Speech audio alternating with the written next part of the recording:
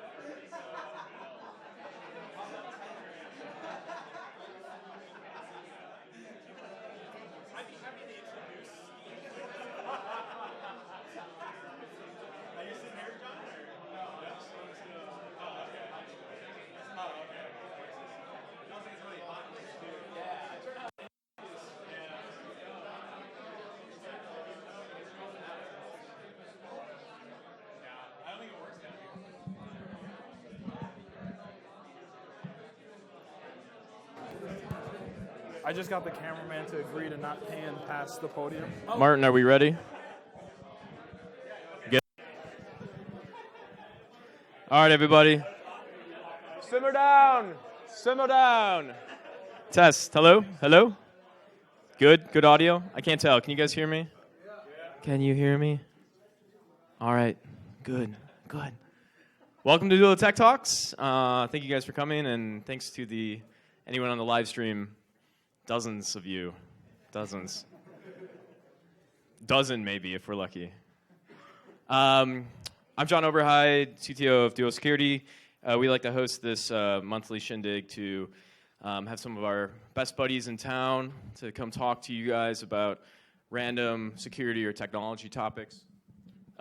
We should have just called it like Duo Security Talks because they tend to be all security, but we're not limited to that. So if you have good ideas for other technology things outside of security, let me know. Or if you have speakers you want to recommend, send them my way. Jono at Duo Security. So before we get started with today's talk, I want to open up to the audience. Any announcements that you guys might have? Feel free to raise your hand, and we'll throw a microphone at you. We need at least one. We can't start to talk. Chris Zub. Wait. ThreatBud is searching for threat analysis experts, if anybody has anything to contribute in that realm. Threatbud.com.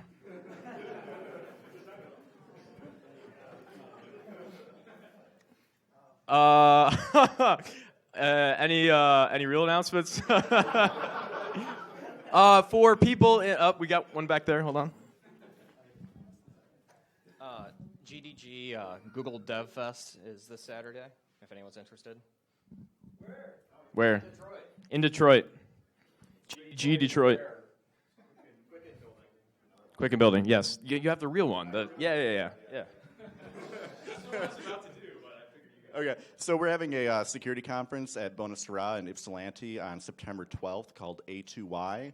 You can find all the information at the ARBSec site or just search a2y.asm. Trying to get around 50 to 60 people there. Have kind of a hard head count there. But it'll be a local security conference bringing together people from Southeast Michigan. So CFP is open, registration's open, tickets are $15. Go for it. Cool. Wait, when was it? Did you say the date?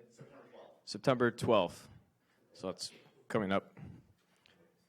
Anybody else? Anybody up? Xander?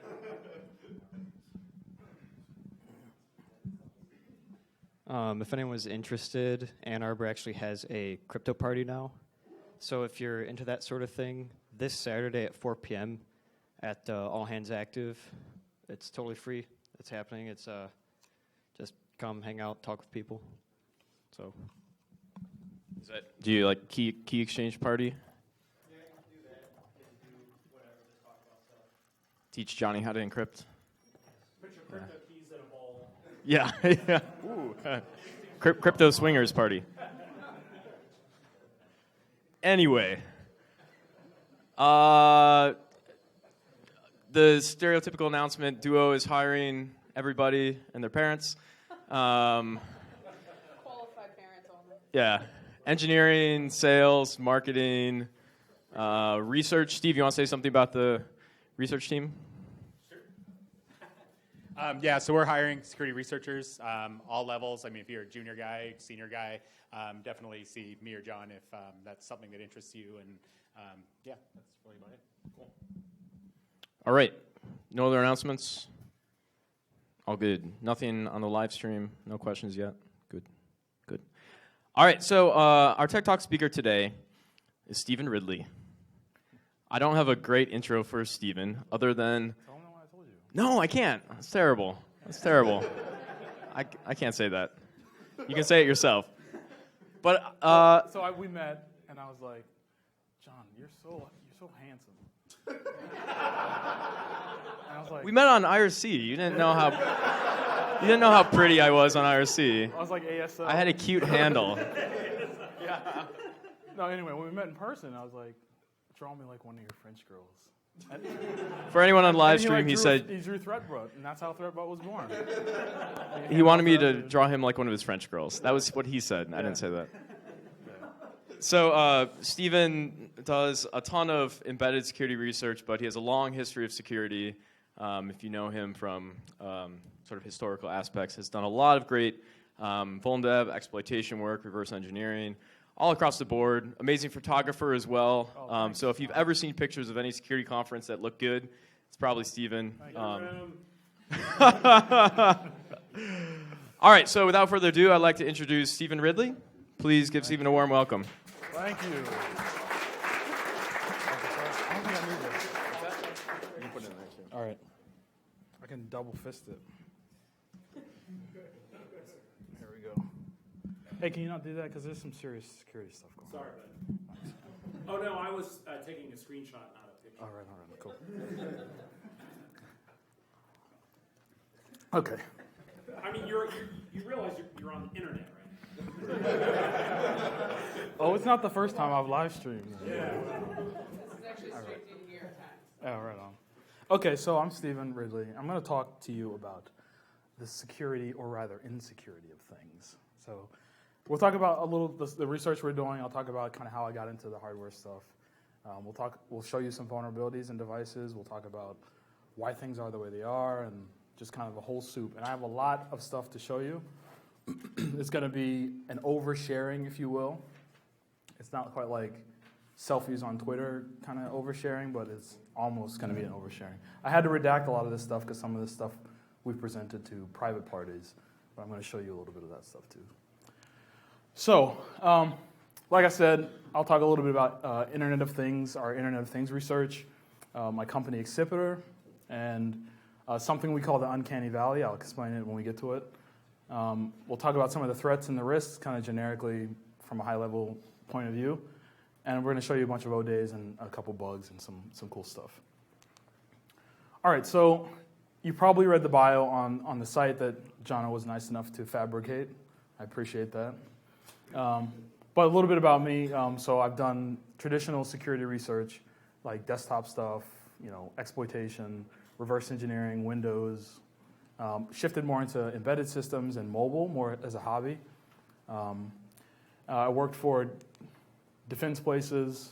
So I worked at defense places and then moved into doing stuff for consulting.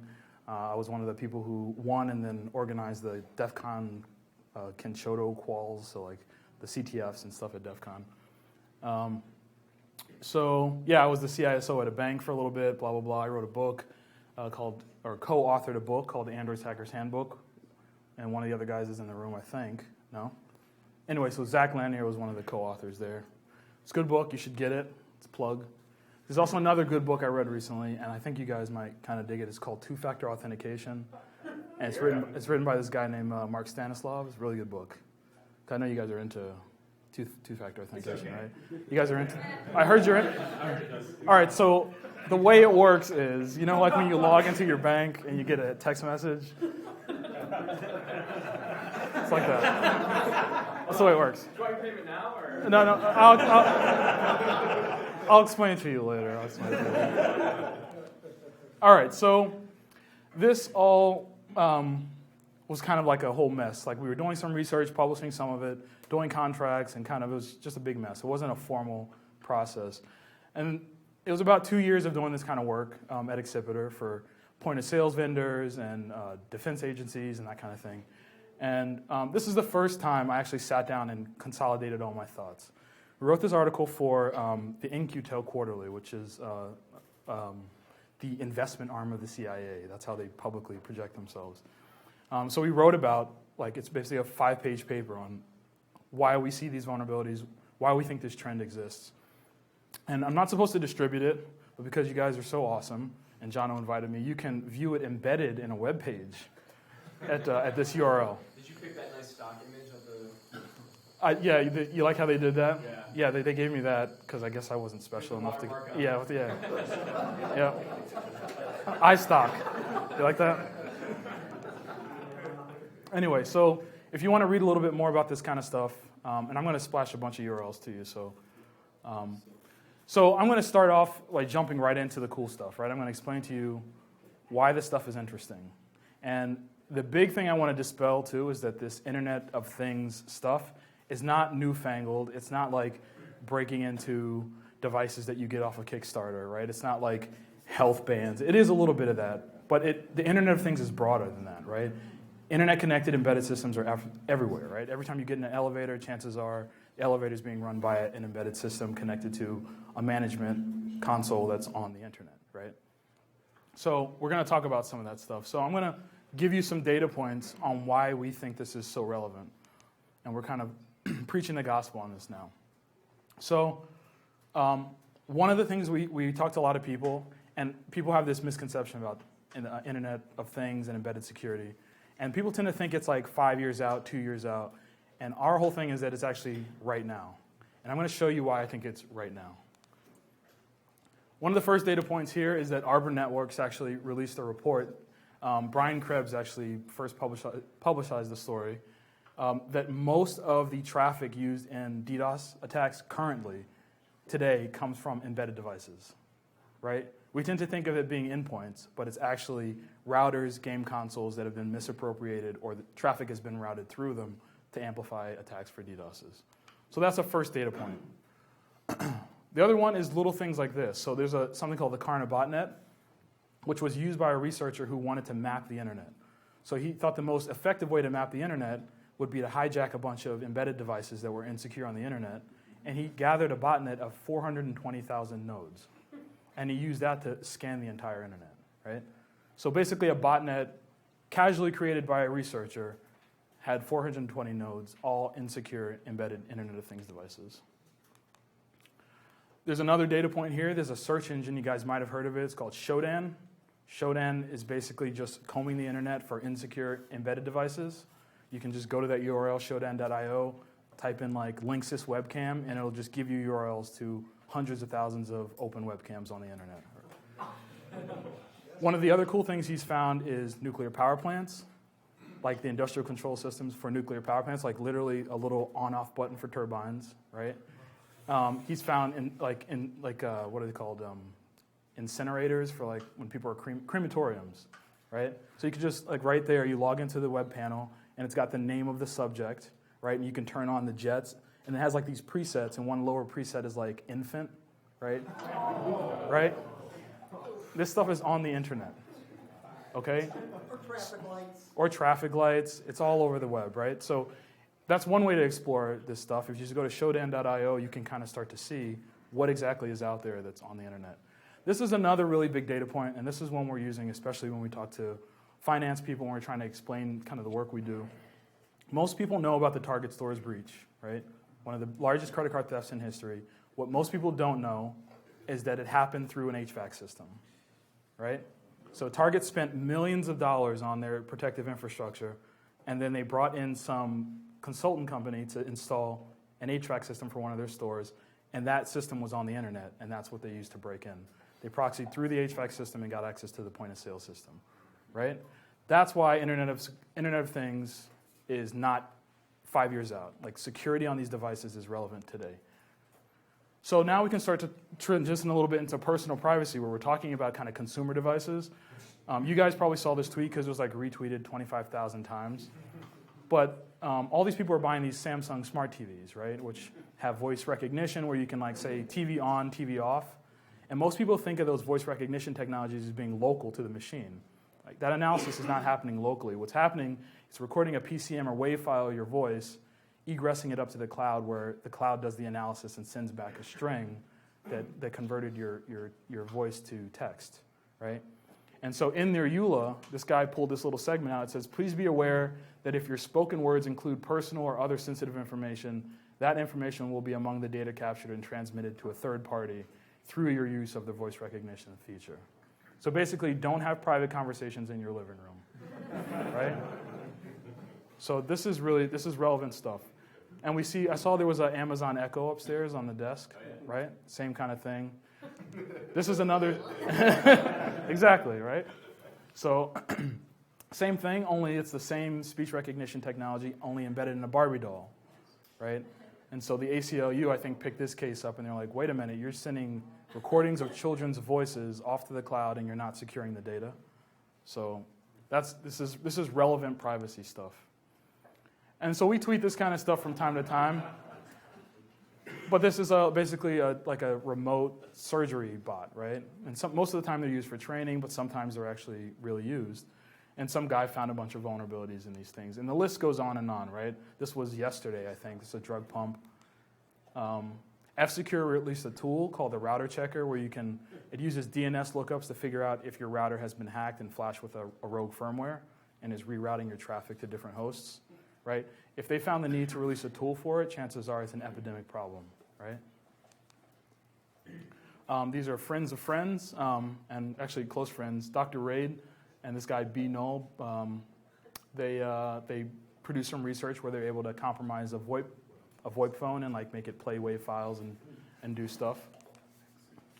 And this is as early as this morning, Dave Eitel, who is Mr. Don't Do Any Junk Hacking himself, tweeted that his D2 Canvas pack now includes a lot of router exploits. So if you're unfamiliar with Immunity, they sell packages for penetration testing for you to throw live payloads at systems. All right, and so we also have this personal experience too. So companies contact us. We do a lot of work for gaming companies. And so gaming could be like casino, like commercial gaming, or also set-top box gaming. We've done work for like telecommunications companies, cable modems and stuff. And I'm going to show you some of the first things that we've looked at and some of the vulns we found. All right, so the whole point about this is that we're not just talking about newfangled Internet of Things devices, heart rate monitors and these kinds of things. We're talking about real systems that we already use on a day-to-day basis. VoIP phones, security systems, industrial control systems, stuff like that. All right. So as Jono said, I was traditionally like a software security guy, right? I used to write exploits, reverse engineer stuff, find vulnerabilities, that kind of thing. And some of the previous presentations I did were like, found some bugs in Chrome, figured out ways to get around the Chrome sandbox pretty early on, right when that was like a new thing. I've given talks on NT kernel security, just basic, that kind of stuff. So how did I get to this hardware stuff is the question. I was mostly tinkering around with it for fun. Like in 2010, I was living in Manhattan, and I would just like to play around with this stuff after work. I was working for a consulting company. And I started to really realize that I was finding more and more vulnerabilities, and that those vulnerabilities are actually converging on the skill set that I use at work, right? Reversing binaries and writing exploits and that kind of thing. And I'm going to show you how that happened. So I always liked this kind of stuff. It looked cool, but I would see it and I was like, oh man, that looks awesome. I have no idea what it does, right? I always wanted to learn what it was. And so one of the first things I found when I started reading was that a lot of these circuit boards and stuff, all these chips, these different components, actually speak to each other with very standard serial protocols, right? So like if you're used to plugging your modem into your, if you're old school like me, you used to plug like a DB25 into your desktop PC or a DB9, right? And you do AT/DT commands and connect to your internet service provider or something. A lot of those serial protocols are exactly what these devices use on the circuit boards. So I started to look into how I could tap those things, how I could investigate the data that was being passed between these things. And I started to find these devices everywhere, right? I started finding them in thermostats, basically any kind of embedded system. So like consumer electronics, audio equipment, smart meters, smart power systems. And I'm going to show batteries, actually. So I think you had Charlie Miller here recently. When he did his work on the MacBook power batteries, he actually called me up. He was like, hey, what do you use to sniff messages going to and from on an I2C bus, which is what the MacBooks use. And so if you're not familiar with Charlie's research, what he found out was that every MacBook, the battery actually has a little chip inside of it that talks to the PC or talks to your main computer and says, hey, how much power should I give you? And then the Mac says, oh, well, I want this much power. And so Charlie's whole thing was like, can I get one of these to make the battery blow up, right? If I can write a piece of malware on the computer that forces the battery to give too much juice. I think the only way Charlie does research is calls up all his buddies and Yeah. asks for advice. Basically. Yeah. Same thing with the car. Audio, Charlie. Same thing with the car hacking, right? CAN bus. Like, hey, what do you use for CAN bus? Same thing. All right, so this is the first story, and I'm only going to tell you this because it was like one of the first aha moments I had. So like I said, we found these protocols in these hardware communication paths in every kind of device, basically.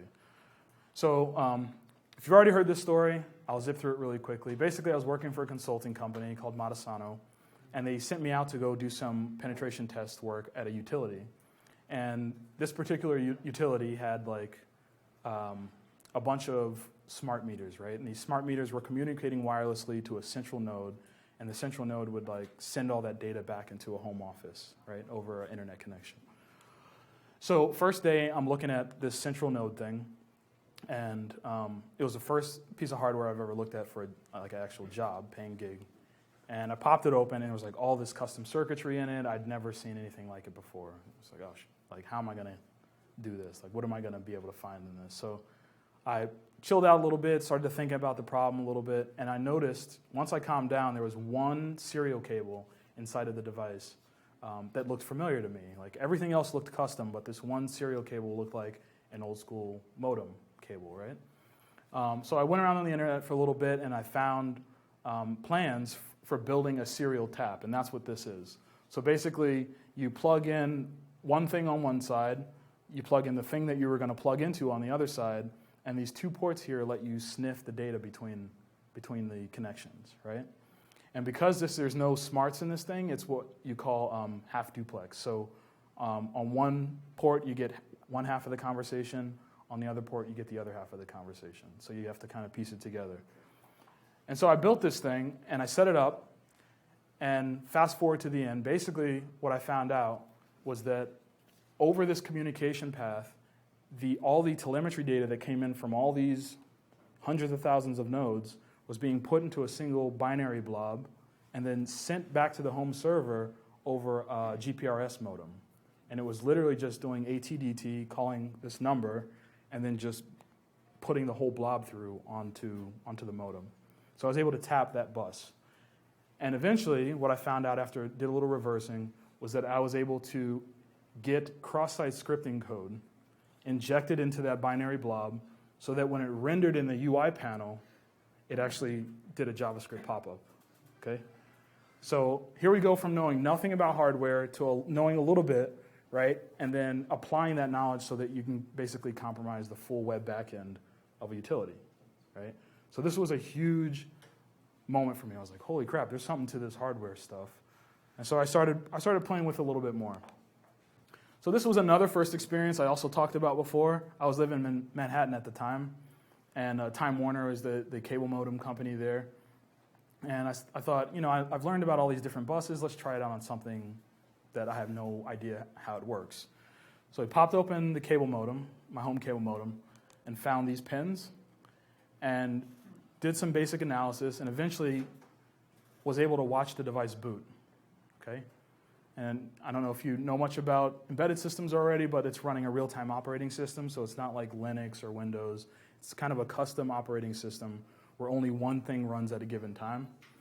But this is cool. I can actually watch it boot. I can see it print out debug messages and stuff. But one thing that's interesting about these cable modems is they run an internal web server, right? So they do things like sometimes if you enter in the wrong URL at home, you'll get redirected to like a page that's specifically for your cable modem service provider, like Comcast or something, and they'll say, oh, did you mistype something? They're intercepting that by intercepting a bad DNS request, right? And they redirect you internally. In New York, they were redirecting me internally to the actual cable modem, and it was serving pages to me, like the actual cable modem. So I thought, that's kind of cool. Why don't we just try attacking the cable modem? So I just did some fuzzing, and the fuzzing was pretty lame. All I did was a huge GET request, like get /256 A's, and it crashed. And the way that it crashed was on the serial bus, right? So I was able to see the crashes. I was able to look at the stack traces. And so for me, someone who comes from a world where you're doing exploitation, and this is the kind of thing that you need to watch applications crash, you need to observe the failure condition, and then figure out how you can write an exploit for it. This is a big deal for me. And at the time, I knew nothing about embedded exploitation.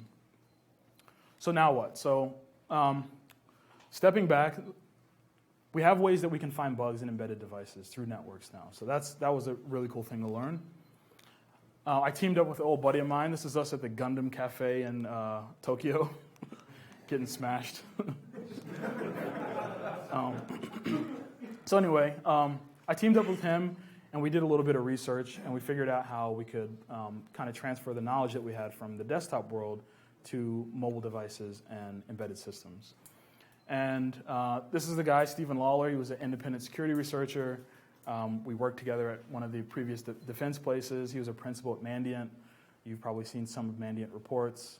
Stephen Lawler was probably the guy that had a lot to do with those reports. Anyway, he used to write sonar systems for the Navy, so he's a really good assembly guy. So, and he's a master exploiter and kernel developer and stuff like that. He's a good friend, and we blog together infrequently at that address every now and then. But anyway, we teamed up, and we started writing test exploits. We would write vulnerable code and then figure out ways to exploit it. And we built a class around it. The class was really popular. Basically, in the class, we teach you how to know, from knowing nothing about ARM to fully exploiting it and subverting every modern protection mechanism on Linux currently. So on the first day, know nothing. Fourth day, defeat all protection mechanisms on Linux. So we taught this class a bunch. It was really popular. But the popularity of this class teaches us one main thing, and that's that people want to know about this stuff. People understand that we're in kind of this post-PC world where attackers are going to want access to your mobile device, access to your embedded systems, and so there's some real threats there. All right.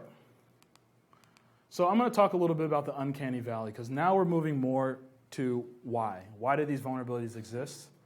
And they exist because of this, what we call the uncanny valley. So the basic concept is simple. Software guys don't get hardware. Hardware guys don't get software. And the more you work with like EEs and stuff and actually like start talking to these guys and understanding how they see the world, it's very, very different from the way software guys see things. And even as software guys, we're like, oh, that's just hardware. Or we don't know how the hardware works. I don't know, I got a terminal and I ran my code and it worked, right? But the reason why there's so many vulnerabilities is because of that huge divide. And so this is a kind of a good example of this divide. In computer science, they say in low-level languages like C, right? In computer engineering and EEs, they say in high-level languages like C or assembly even, right? Assembly is a high-level language to these guys. It's the user's language. We've all maybe heard about this Rowhammer vulnerability that the Google, the Team Zero or whatever they're called, found. Basically, it was a way to exploit a vulnerability just by taking advantage of the way that memory is addressed.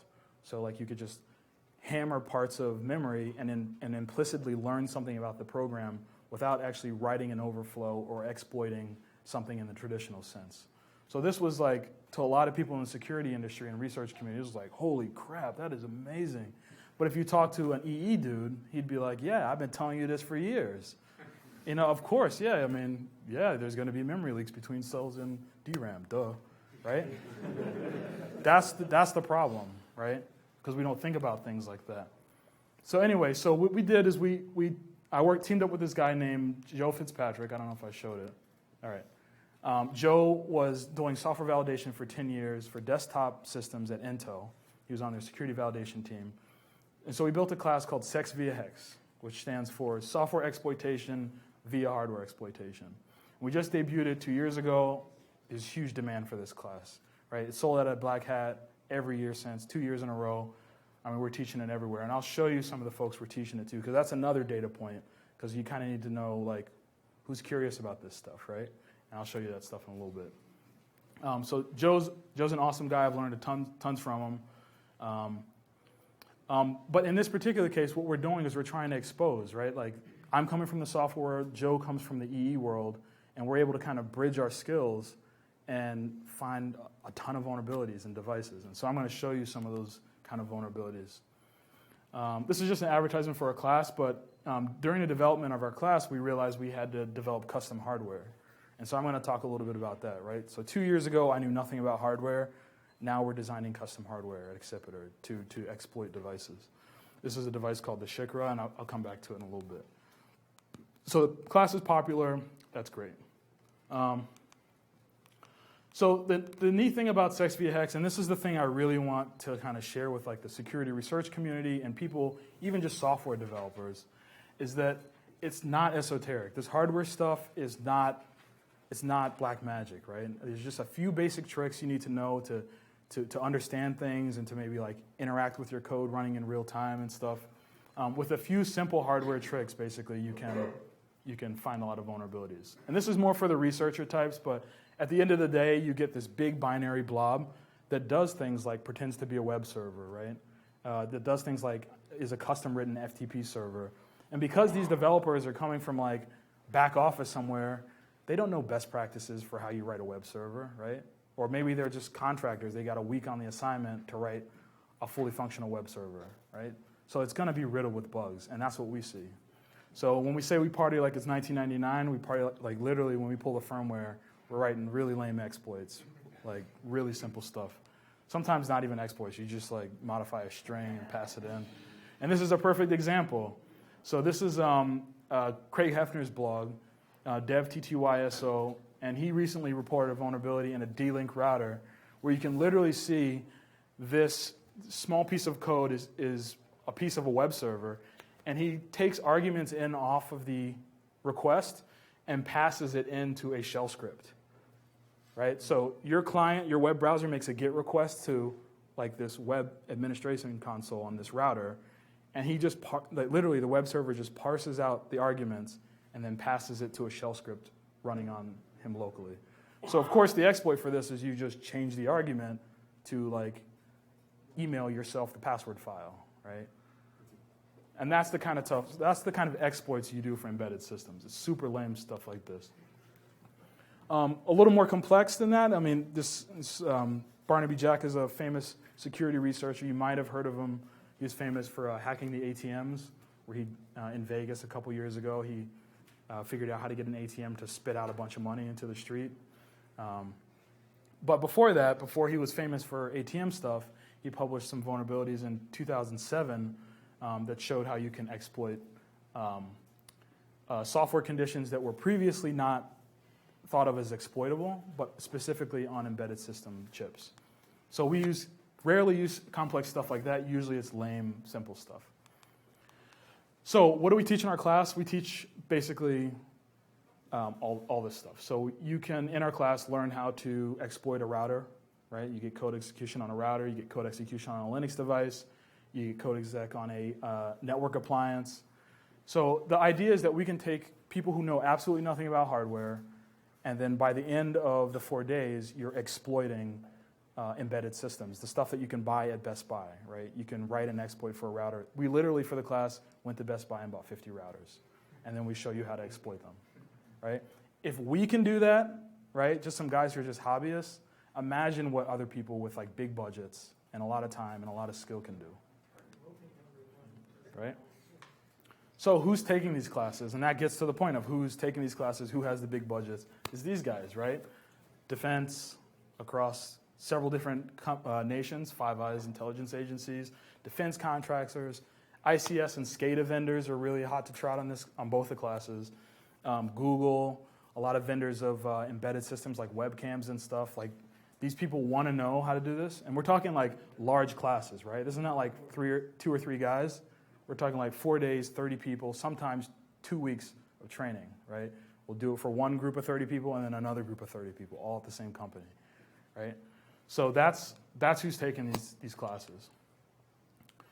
So another point too is like this hardware stuff is not magic. And the reason why I can tell you it's not magic is because, like I said before, we're making our own hardware, right? We're making hardware to help us exploit hardware devices. So we sell these devices online, right? So we have a website called Int3 where you can buy these devices that will help you talk to some of the protocols I mentioned earlier, like the serial protocols. This device here is like a USB fuzzer. And the USB fuzzer is kind of cool. We didn't create it. It was created by someone else. But the idea is that every USB device, when you plug like your USB thumb drive into your computer, the USB thumb drive is actually declaring himself to the computer to be a client. So built into the USB protocol is this concept of hosts and devices, right? Where a device is something you plug in, and a host is something that accepts that connection. What most people don't understand, and Travis Goodspeed's research proved, is that there's an implicit trust between the host and the device. So just like the device is accessed by the host, all his files and stuff, if it was malicious, the device can also access trusted information on the host, right? And so how do you find vulnerabilities like that? Because there's no hardware that's going to pretend to be a device but actually be a host. So Travis created custom hardware that does it. And so with this piece of hardware that we sell, people have found vulnerabilities in fully patched Windows 8, Windows 7, the current versions of OS X. One guy wrote a package, he wrote a tool called UFuzz. And as soon as he released the tool from UFuzz, we got a bunch of orders in. 2 days later, people were posting blue screens of fully patched versions of Windows that they found just by running his command line tool through our face dancers, right? So these are real vulnerabilities, right? You can imagine someone weaponizing a toolkit where you take a face dancer, it's connected to a Raspberry Pi or something, plug it into a Kinko's kiosk and unlock a Kinko's kiosk, right? You don't have to pay, right? Or imagine worse scenarios where someone takes a device like that into a trusted location and compromises the device that way. All right. So again, Face Dancer, Shikra.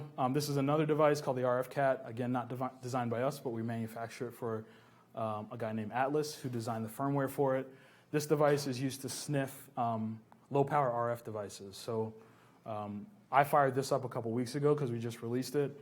And there was a guy in the office who has an insulin pump. And I was literally seeing messages from his insulin pump come across the console using this device. So again, we're not doing anything magic here, right? We don't have any, we have special skills, but it's not hardware. Our special skills are on the software side. So it's amazing how much of a tools gap there is for embedded security research, and that's the whole reason why I'm telling you this stuff. All right. So zipping along here, we also create a little fun device called the USB condom, and all this does is, I think we sent a bunch to Duo a while back, but all this device does is allows you to charge your cell phone and your computer without data syncing, so it blocks the data pins in the USB cable, right? So it's literally a condom for USB. And we tweeted about it as a joke, but then the next morning I came in, and there's 1.5 million hits to the website, and it had been all over the news. It went crazy. So we spun it off into a product called SingStop because companies didn't want the word condom on their balance sheets. And so we made SingStop, and this alone was a huge education. I spent a lot of time with the designer, and then there's material science for the plastics and everything. It's like an 8-month project for some stupid little device. But I learned to have an appreciation for how things are made. Anyway, so the whole point, the reason why I tell you this, is if we can, a small little startup, at the time we were 5 people, now we're 7 people, if we can make devices that can find vulnerabilities in fully patched operating systems, if we can make devices that didn't exist before to fill a tools gap,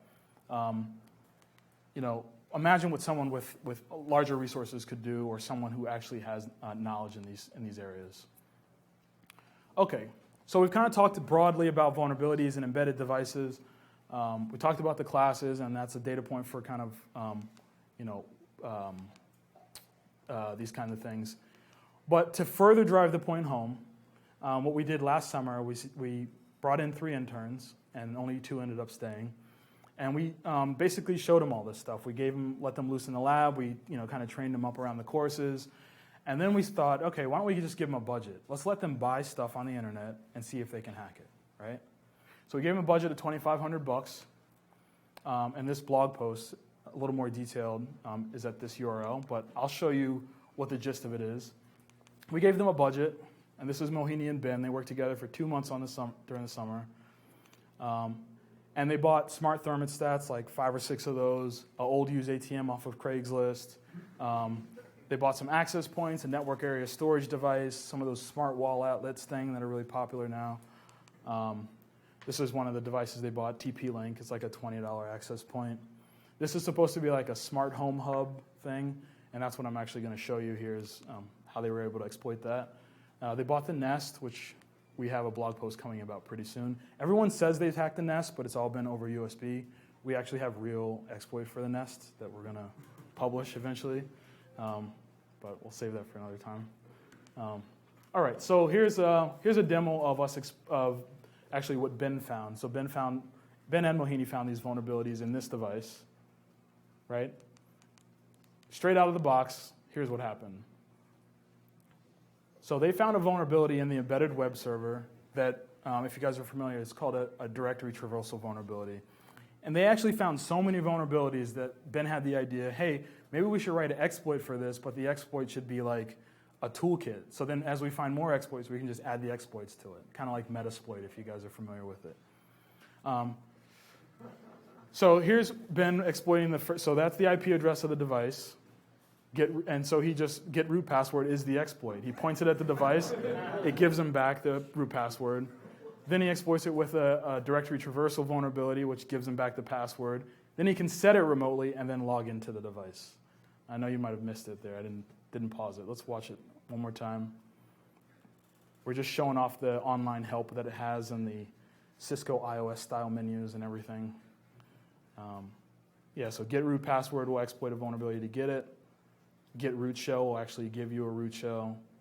You can set the remote root password. So there he does get root password. He fetches it. He gets the password file. If you wanted to crack it, you could crack it. And he sets the remote root password. And then SSHs directly into the device. And it's running OpenWRT, and you can see he's root. We see this on 90% of devices we look at, right? It's some embedded Linux distribution running some custom code that is pretending to be a web server. It's not even a real web server, right? And it has some stupid traversal vulnerability or maybe even a binary exploitable vulnerability in it. All right, so what does this mean? So we're adopting all this stuff. We're bringing all this stuff into our homes. I'm going to show you a little bit of stuff on privacy. So people are starting to pick up to this idea, right? Like The Guardian is on it. The Federal Trade Commission has started releasing some stuff on the security of Internet of Things. But it's still very new, right? People don't really know what the vulnerabilities are. And the reason why they don't know is because of that uncanny valley, right? There's no one they can really go to and say, what's the best way to implement this kind of system? Because it's all custom code, it's all custom hardware, there's no standard way of doing things. So it's harder to secure, and there's no software you can run on it to help secure it. So 3 problems that we kind of identified is advocacy, awareness, and visibility. So advocacy is like there's no one protecting your personal privacy with regards to IoT, right? There's no standards body like HIPAA or PCI that's saying, oh, here's how you have to do things for those kind of devices, right? We have that for credit cards, which is PCI. We have that for HIPAA, like health records. But what about recordings of your voice, right? Like the Barbie doll I showed you. What about standards around that? There are none. It's the Wild West right now. Awareness, people don't know about this stuff, right? Like every time I tell people this stuff, it's like, holy shit, like that's real stuff. I'm like, yeah, this is what we're dealing with here. This is the world, this is the brave new world we live in right now. So there's this awareness problem. And then visibility, the problem is that no one can really see what these devices are doing. All right. So we created this thing to kind of help us attack devices. And that's actually how we found a bunch of embedded vulnerabilities. Then we started pointing it at mobile devices. And the device we created, which I'll explain in a minute, started finding a bunch of vulnerabilities in mobile apps. And so this is a recent one, and we use this example because it got the most kind of feedback from people.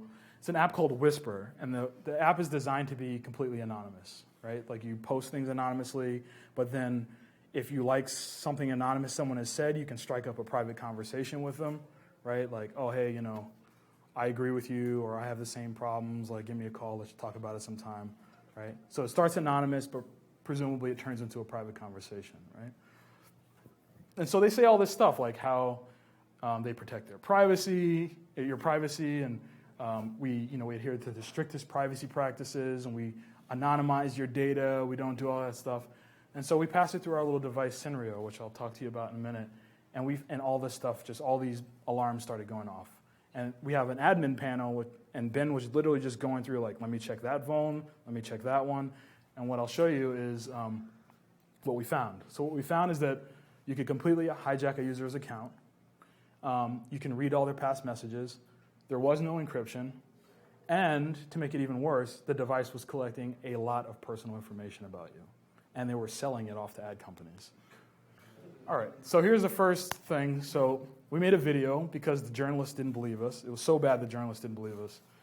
And so this is Ben. So he's passing messages between these two. Both phones are registered on the network. You can't really see it that well, but a message was just sent and a pop-up showed up on the other phone. And here you can see, so, hi, I haven't heard from you. Here's my phone number. Message shows up. Hi, I haven't heard from you. Here's my phone number, right? So that's what happens in the normal use case. But while we were doing that, we were exploiting their server-side process, okay? And so we wrote this exploit for it. It's just a simple Python script that abuses their web API. And then you can see you can pull all the messages, right? Yeah. Okay, so, and the worst thing about this is that no one knows that it's happening, right? Like the user doesn't know that someone has spied on their messages, right? So we contacted Whisper about it. Actually, we didn't contact Whisper. We contacted the press about it.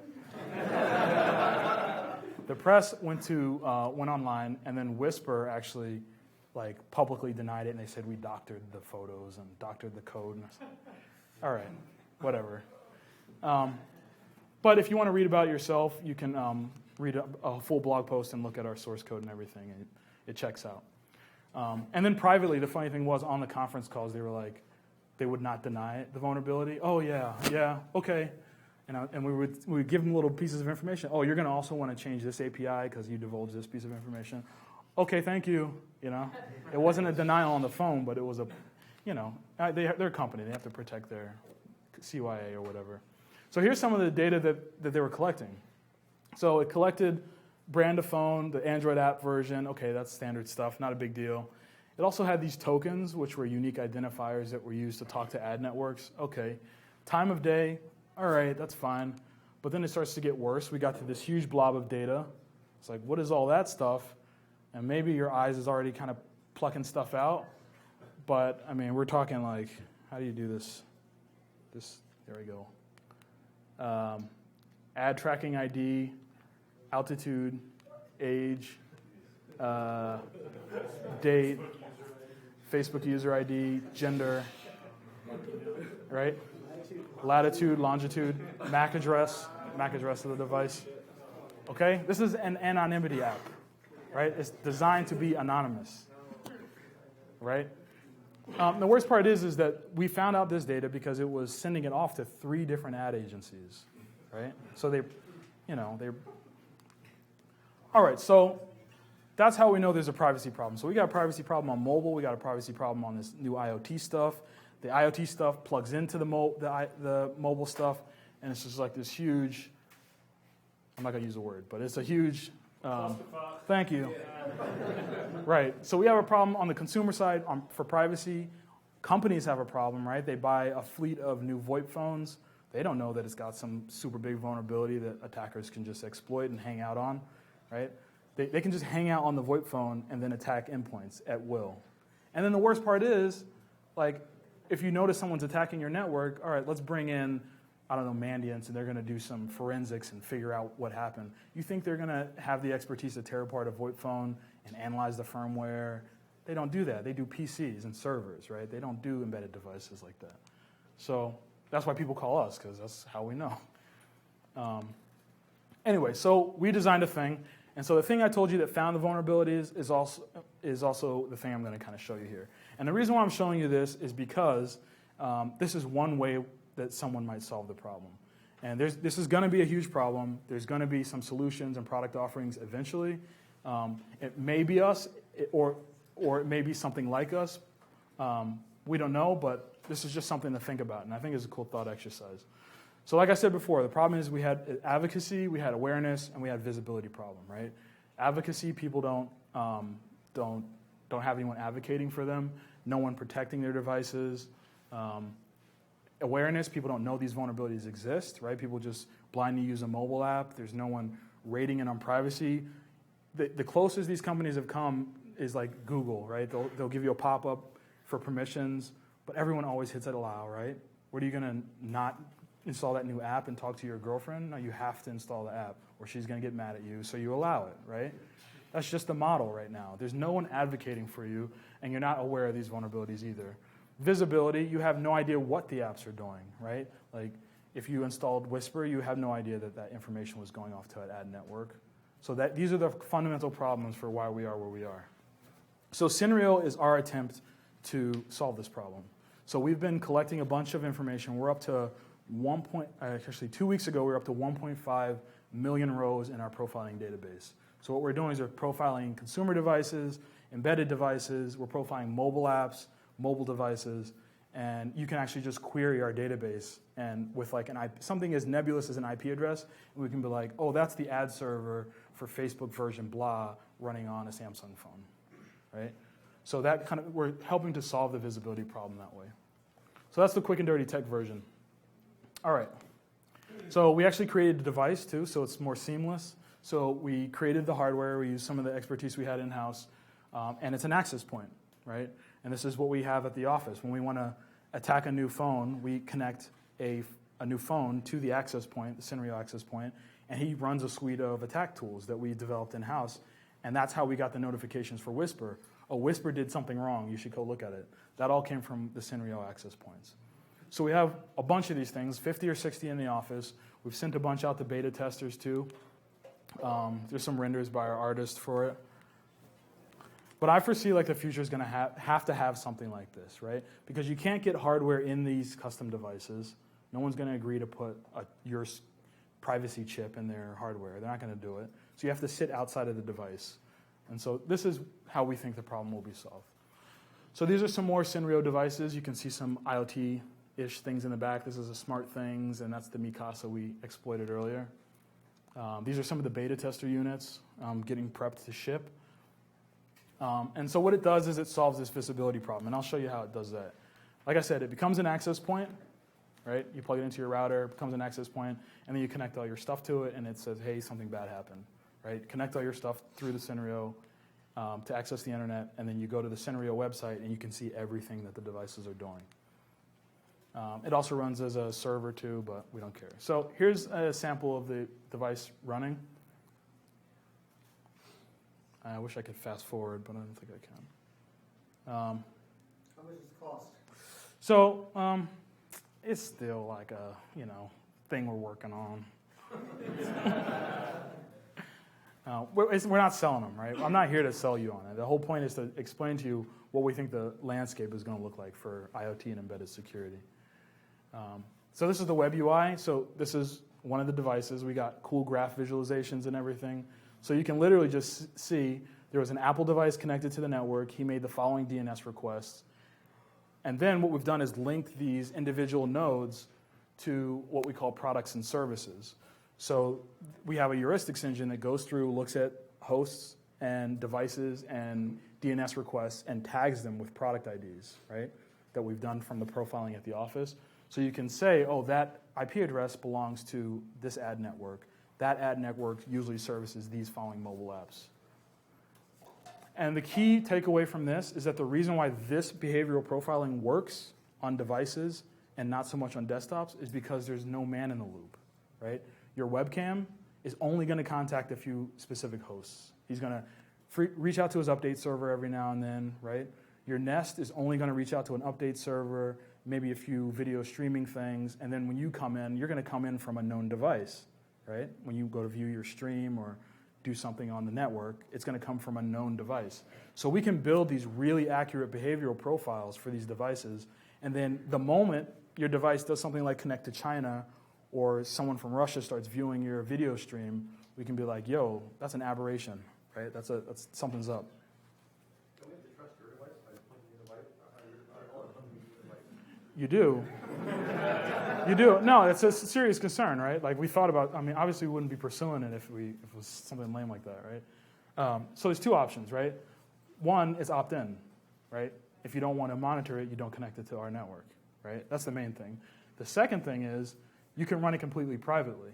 And so we've developed a system where he can pull down records from the Cinrio device and then do the pattern matching locally really efficiently. So he can say, oh, I know that it's basically signatures, kind of like AV, right?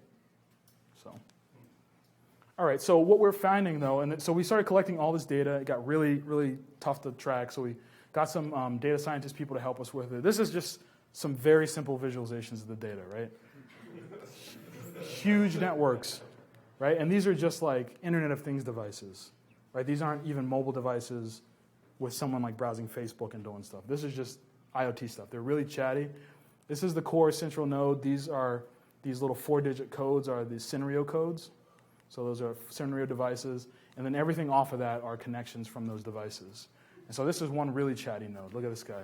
So he's going out and resolving all these hosts and talking all these. You can see he's going to DoubleClick and Amazon AWS, LinkedIn, and stuff. And these are all apps, right, running on the device. I think this was a Roku or something. And Roku has like the ability to install apps because it runs Android, basically. But one of the things that's interesting is that these really interesting clusters of data start to pop out, right? So the moment you have profiled 2 devices that run the same app, those apps are going to contact the same places on the internet, right? So in this case, this is an ad network. Whoops. In this case, this is Netflix, right? And so we can start to build these really tight, succinct profiles and figure out what these devices are doing. And then maybe later in the milestones, we can do proactive defense. You know, I want to whitelist these following hosts for that device, or notify me when the device does something strange, push it to a mobile app or something, allow, deny, right? All right, so also in the background, we're building this huge database of IoT vulnerabilities and hardware and profiles and stuff. So what does all this mean? Everything's insecure right now, so be very careful. Try to guard your privacy as best you can. There is some stuff on the horizon that's kind of helpful, like FTC is on the case now. They're starting up this big task force, and maybe they're going to do some legislation that's going to require vendors to meet a certain set of standards and stuff. But in general, the industry is going to move faster than privacy advocates can keep up, and there's always going to be that race. And Consumer Reports is also onto the IoT thing now, so hopefully some good will come from that. And then backing all the way out at the big picture, these vulnerabilities exist in these devices because of the big divide between software people and hardware people, right? And we're trying to help solve the problem with like our classes and blog posts and stuff like that, but there's not enough people doing this work. And the reason why I wanted to do the class and why we put the class together is because there's a lot of really smart security research people smarter than us, great exploit writers, great reverse engineers, and they look at embedded security as kind of like esoteric, like, oh, they're doing hardware now, like. And if we can get those people to kind of start taking a look at this stuff and applying their awesome exploitation knowledge and reverse engineering skill, I mean, there's going to be a glut of vulnerabilities, there's going to be a lot of research. The research that's published is going to push privacy and raise the bar for standards compliance. It's going to make people secure their devices a little bit better. Basically pulling all that stuff that's happening in the software world into the embedded world. And we're trying to do what we can with the class and try to bridge that gap, but the gap still exists. And so that's basically it. If you want to check out Cinero and kind of what we're doing, you can subscribe to the newsletter or whatever. And we'll constantly be blogging and posting vulnerabilities we find in products. So if you want to find some ODE in products and stuff, you're welcome to join and follow us on Twitter and all that kind of stuff. That's basically it. Everything's insecure, so go home and cry. Thank you.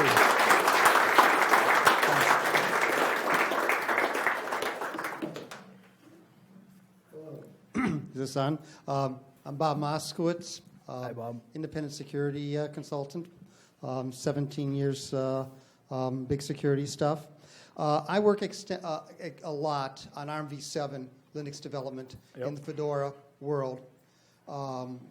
Fedora 22 is almost finished for ARM v7s, and we're getting ready to spin up CentOS 7. Mm-hmm. The mock builds are going right now for CentOS 7 for ARM v7s and ARM v8s. Mm-hmm. So with those sorts of operating systems available on hardware which retails at $50, mm-hmm.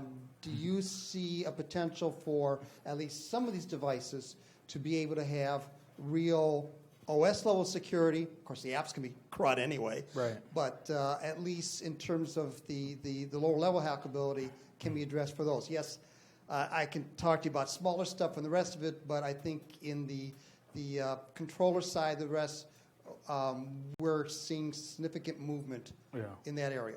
Yeah, so the answer is no. I think the more big software comes to embedded devices, so that's one of the data points, actually. So Barnaby Jack published in 2007 that there was a specific condition that previously people thought was unexploitable on x86 architecture, but was exploitable on ARM, right? And so the more we have minds like that and like really good, I'm a mediocre exploit writer, right? Like I'm not even that good. And so there's going to be, once the big hitters come in and realize, oh, this embedded stuff is actually kind of fun, right? Can you imagine the kind of stuff that's going to get published, right? So if we have 2007 as one single data point, right, that Barnaby found that you could exploit null pointer dereferences on ARM, okay, that's pretty terrible, right? And then people like myself able to build an entire curriculum around subverting all the current OS protection mechanisms on Linux. So in our ARM course, by the end of it, you're going to defeat NX. We're going to show you ways that you can do info leaks to get around ASLR. These are modern OS protection mechanisms that we can blow out of the water. If I can do that and I'm pretty mediocre, imagine what's going to happen when the big guys start coming in. And one final thing, don't list HIPAA in this context as your thing, because all these IoT vendors are doing everything they can to dodge the HIPAA regulations and say, my stuff is not HIPAA. Right. Yes, it's being collected on a cloud. Right, yeah. It's being collected in the cloud and all this other stuff, but it's not HIPAA data, so I don't have to do HIPAA compliance. Drop Well, HIPAA from yeah, your obviously presentation. compliance is not the solution, but at least it raises the bar slightly. That's the hope, at least. Yeah, when you call them out to shame them, you have something specific to say. You are this standard, you're doing enough. Yeah, exactly. Yep. Hi, my name is Dave. I enjoyed the presentation. Thanks. Quick question. You talked a lot about devices and things around us, but how about automobiles? Have you tried to hack into cars, and what's your opinion on that? Yeah, so the same knowledge is applicable, right? So these embedded computers that are inside cars are essentially like ARM cores, right? That are running some kind of, real-time operating system. Again, the same kind of vulnerabilities. It's easier for us to buy a $20 router and show you how to exploit that than to buy a Prius and then show you how to, exploit that. But the guys who do have the budget, like the Charlie Millers and stuff, have demonstrated that these are really lame vulnerabilities that they're finding. And even the CAN bus stuff is not even an exploit, right? It's just like message replay attacks, which is like 101 computer security. Like, oh, copy paste, the same thing. Oh, it did it again, right? So I think it's going to be, it's not looking good. Right, and then the worst part is too. Now they're connecting these things to the internet, right? So now you're like, I saw a Chevy commercial where it's like, new Wi-Fi link, where you like your friend, and there's like people sitting in the back, watching streaming internet in the desert. Have you seen that commercial where the dude's like in the back and they're in the desert, and they're just like, what are you watching Game of Thrones in the desert for? You know what I mean? But anyway. What makes that worse too is that they follow the best practice of segregating, say, engine controls, brake controls, steering from your stupid entertainment system. Right. And that's all one system. Right. Yeah, hopefully, but if you can plug a little device underneath the car into the wires and hack something that way, then... Wait, what did you say? I mean, what prevents a hacker from creating a little device like this and cut the wires? Someone's already done that. There's like a CAN tool or something where you can plug it right in and get all your device stuff. Anyway, I see people falling asleep, so we should probably hurry this up. Test, working? Got more questions. While we're on automotive, I'm Brian Murray from TRW Automotive. Nice. But I used to be at United Technologies Research Center, and I think we contacted you guys. I don't know if, I'm pretty sure we never met. But yeah, so we have a biz dev issue at Exhibitor. We're small, right? So like when we're on a project, it's like all hands kind of thing.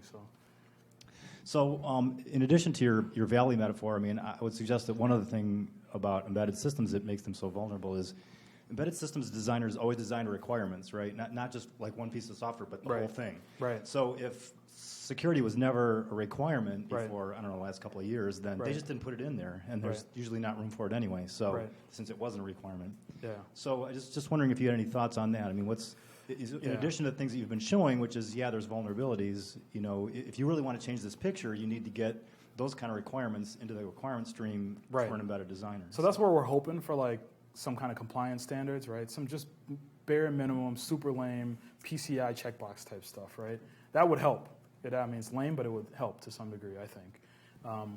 But let me, I didn't even talk about it, but that Mikasa vulnerability, if you're familiar with SSH, they embedded the SSH private keys for their servers on the device.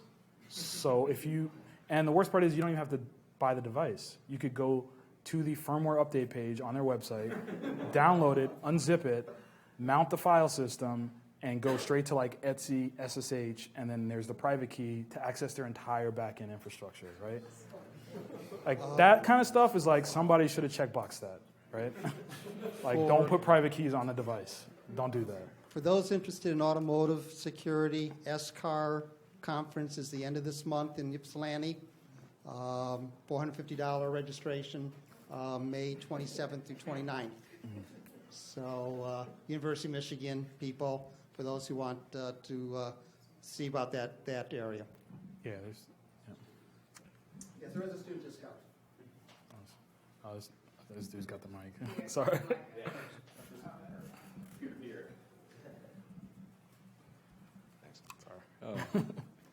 So being able to exploit all these embedded Linux systems is one thing. They're really cheap. All the manufacturers are using them. What sort of proprietary OSs have you run into? So there's a lot of players in the. So we call them RTOSs, so real-time operating systems. There's Wind River. The VxWorks is a big one. ECOS is another big one. There's a bunch of players there. Green Hills, I think, has one. There's a bunch of people. Are you noticing less of those, though, because you have to actually pay money for them instead of Linux? It depends on the device. Like, I think if it's going to be like a cable modem or something, or like a product that's obviously going to be mass distributed, there's a huge budget behind it. Usually what we find is that it's going to be an RTOS or something. Automobiles, RTOS is also. I think the only time Linux is used in automobiles now is for like user presentation stuff, because the GUI stack is a lot cheaper, right? Android's a cheaper stack to do a UI in than VxWorks, right? So,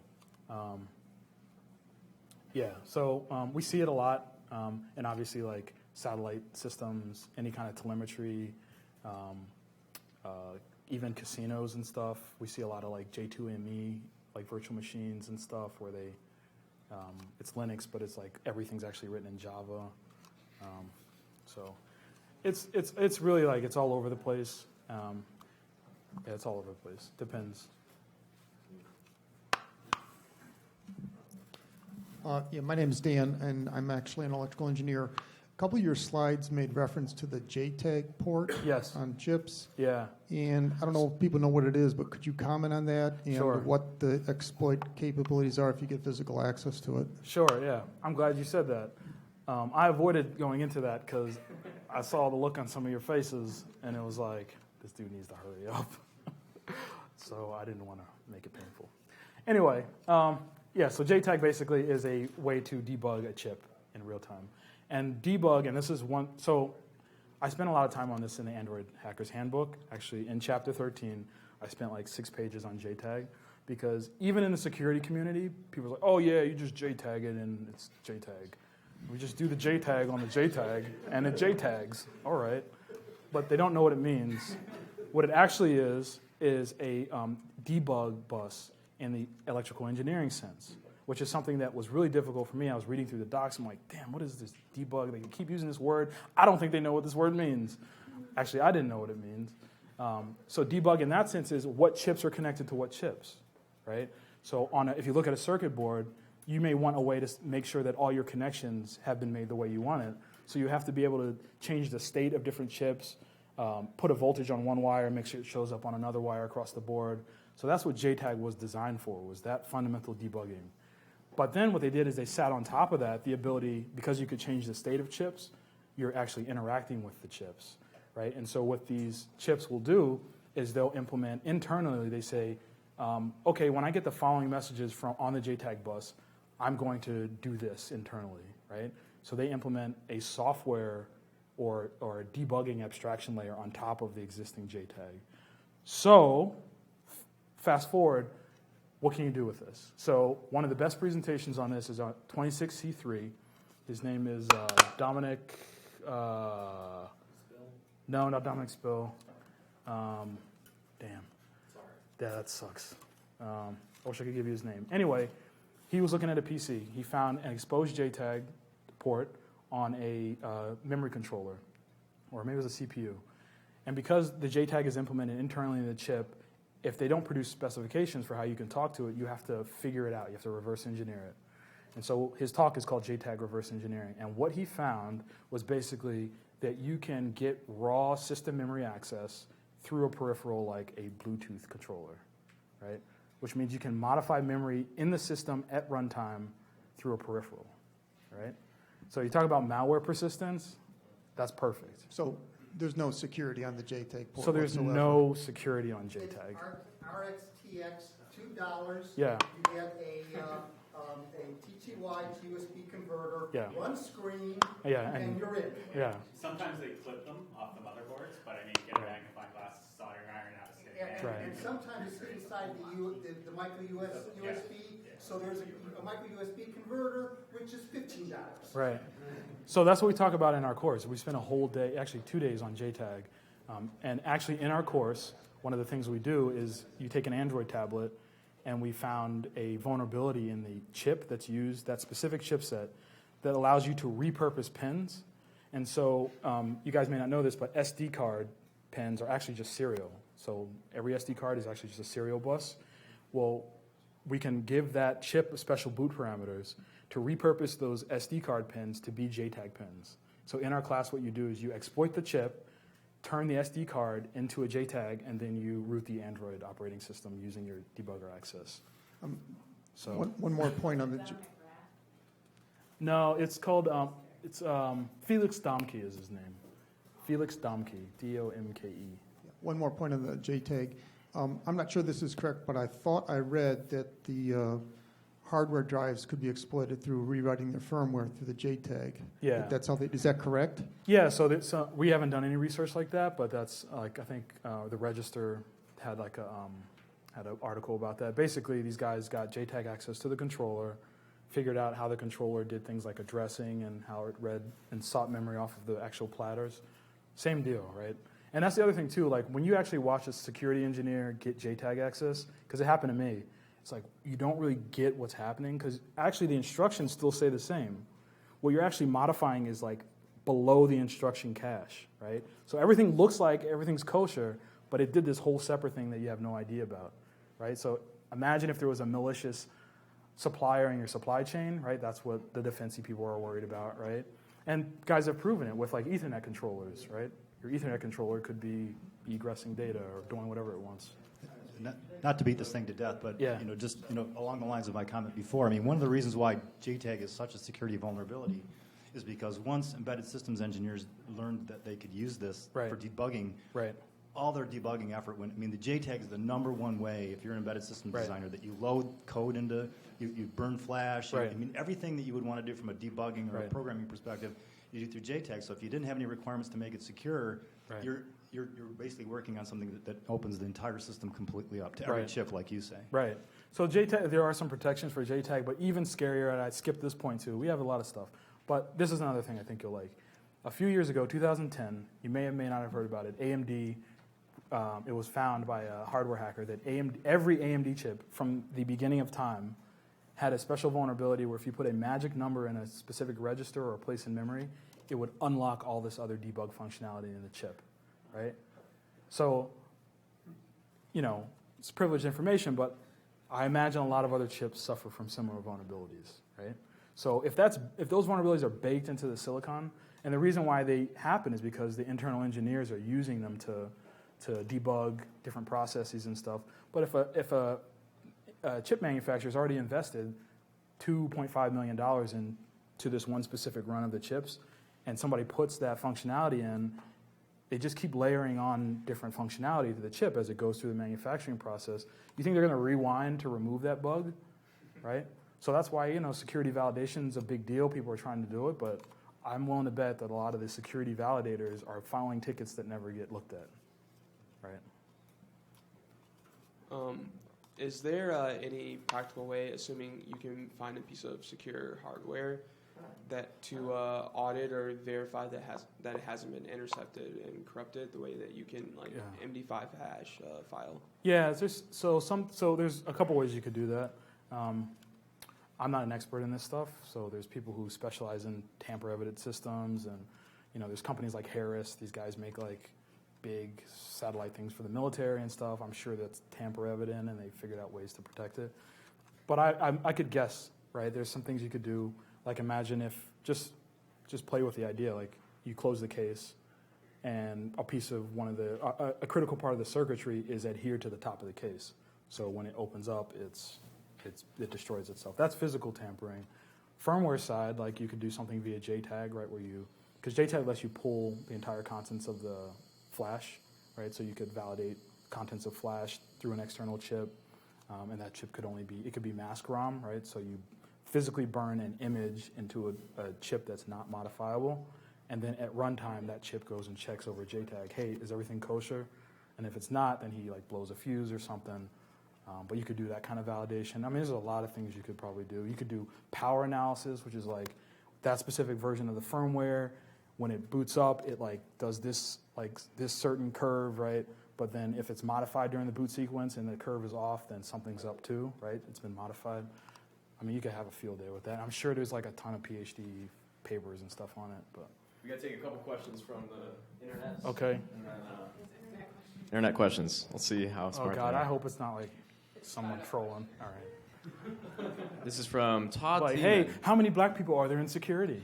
2.5. Oh, so next question. Any thoughts on how FIDO, UAF, and U2F might help improve privacy and security for IoT? I have no idea. Or associated machine-to-machine authentication, M2M, M2M IOC. I have no idea, honestly. I don't know. I don't know the answer to that question. Cool. Sorry, Todd.